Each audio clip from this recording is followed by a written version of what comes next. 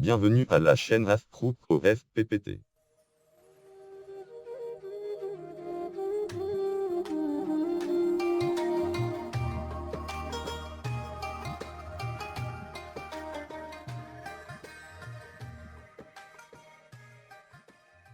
أهلا وسهلا بك إلى قناة أفروخ OFPPT.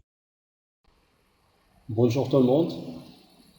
On passe à la correction d'un deuxième exemple des examens de fin de formation.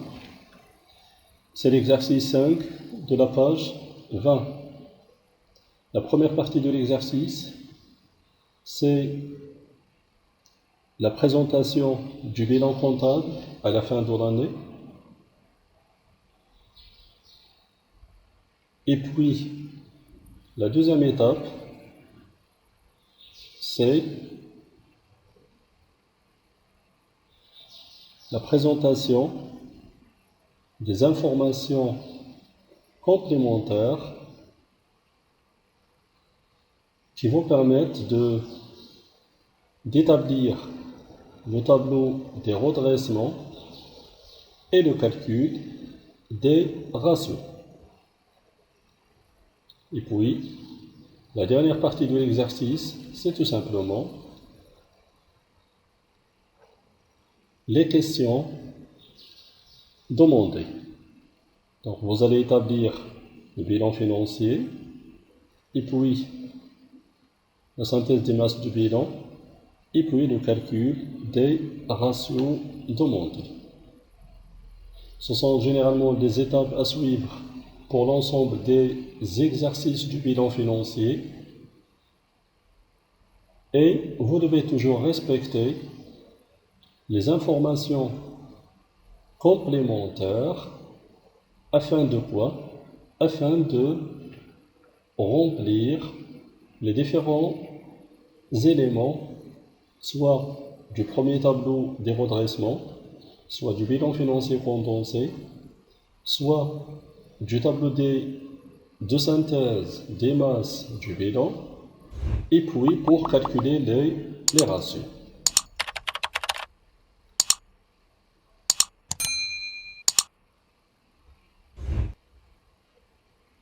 On passe alors à la première partie de cet exercice. On l'a déjà dit, c'est la partie du bilan comptable. Vous avez ici donc l'actif immobilisé, l'actif circulant, la trésorerie active, les capitaux propres, les dettes de financement, le passif circulant et la trésorerie passive. Ce sont donc les masses à regrouper dans ce bilan. Et puis, au niveau des informations complémentaires, le premier élément à traiter, c'est la plus ou moins value sur les terrains avec un résultat de plus 240 000 dirhams. Et puis la plus ou moins value sur les constructions, et la valeur c'est moins 140 000 dirhams. Puis 3, ce sont les créances qui deviennent à court terme avec une valeur de 30 000. Et puis pour 4, c'est la plus ou moins value sur la trésorerie avec une valeur de plus 8 000. Et puis 5, c'est un stock outil tout simplement. Et puis 6, voilà, vous n'allez rien signaler pour le cas des provisions pour risque. Et puis pour 7, ce sont les dividendes à déduire du résultat et à transférer aux dettes du passif circulant. Voilà, je reprends pour les questions demandées. Voilà, on vous demande de quoi d'établir le tableau des redressements, et puis le bilan financier condensé, et puis le tableau de synthèse des masses du bilan, et le calcul des ratios de la structure financière et de la liquidité. Voilà, si on passe à la première partie de ces tableaux. Vous avez premièrement le total de chaque masse du bilan.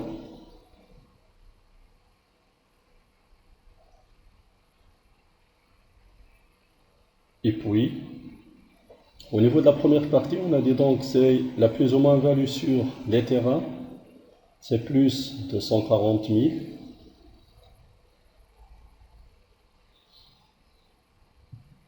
La deuxième opération, c'est la plus ou moins value sur les constructions. La valeur, c'est moins 140 000. Ensuite, les créances, normalement durables, qui deviennent à court terme, c'est 30 000.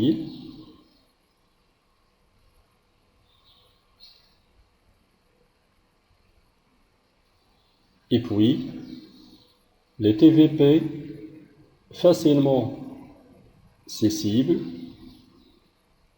qui vont nous donner des plus ou moins values sur la trésorerie d'une valeur de plus 8 000.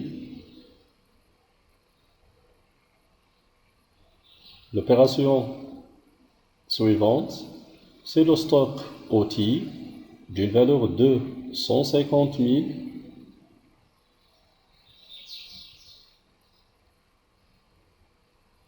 Et puis, les provisions qui deviennent à court terme.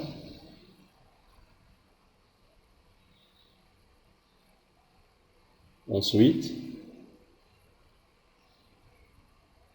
les dividendes à distribuer d'une valeur de 250 000.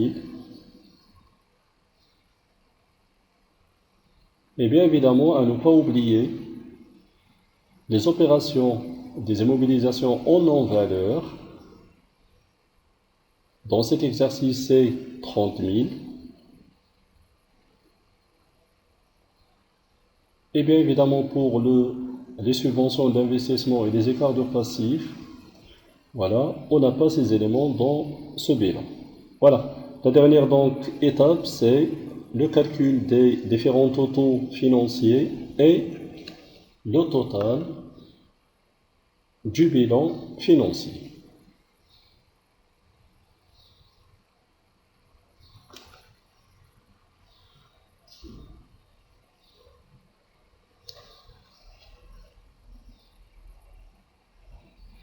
L'étape suivante, c'est le remplissage du tableau de synthèse des masses du bilan. Et bien évidemment, avant cette étape, c'est le report des différentes valeurs au bilan financier condensé. Donc, vous avez donc ici les différentes valeurs déjà calculées au niveau du tableau de redressement avec leur pourcentage par rapport au total du bilan. Au niveau du tableau de synthèse des masses du bilan, le fonds de rendement, il est égal à plus 378 000, donc il est positif, et le besoin c'est plus 118 000, il est également positif, et la trésorerie nette c'est 260 000. Donc les trois éléments sont tous positifs. Pour le fonds de rendement positif, l'entreprise finance alors l'ensemble de ses investissements par des ressources à long terme.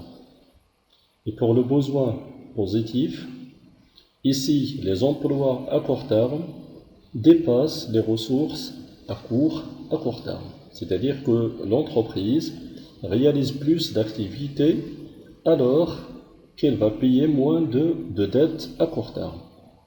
L'excédent de la trésorerie,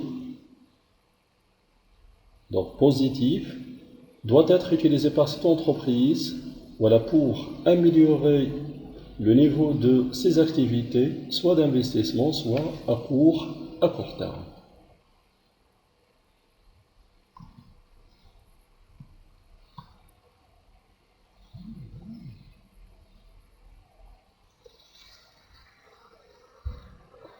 Voilà, au niveau des ratios.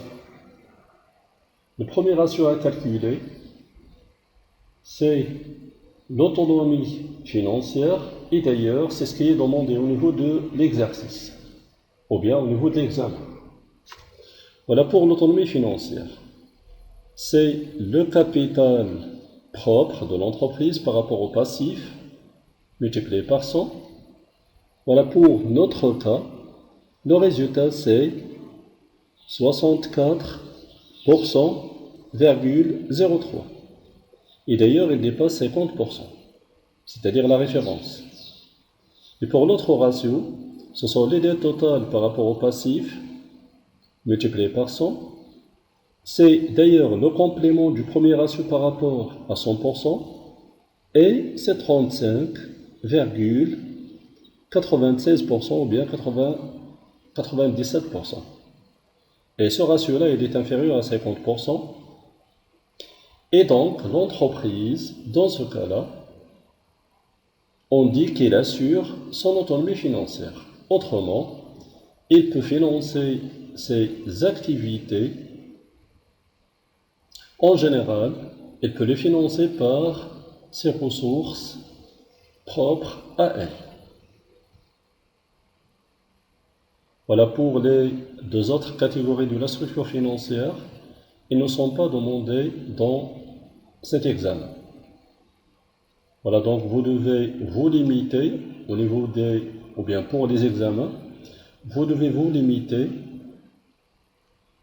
aux éléments demandés, soit au niveau des ratios, soit au niveau des autres parties de l'exercice ou bien de l'examen.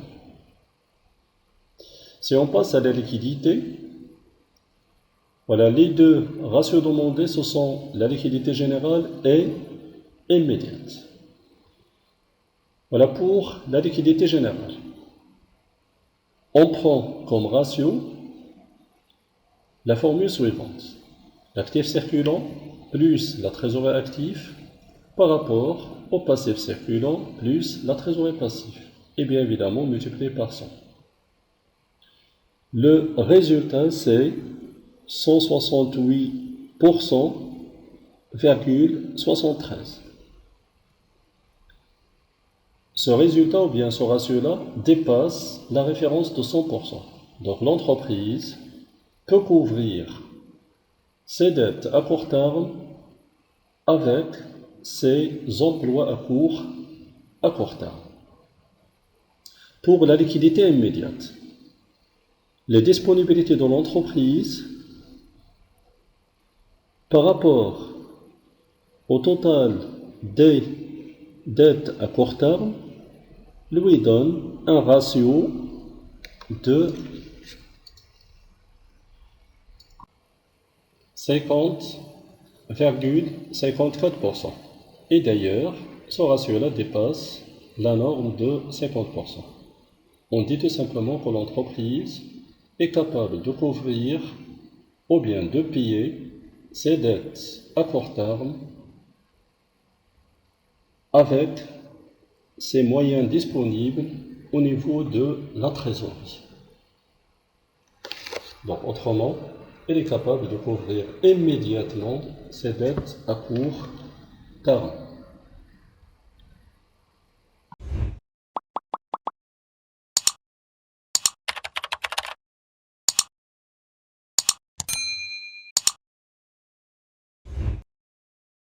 Merci d'avoir suivi la chaîne Afrouco FPPT.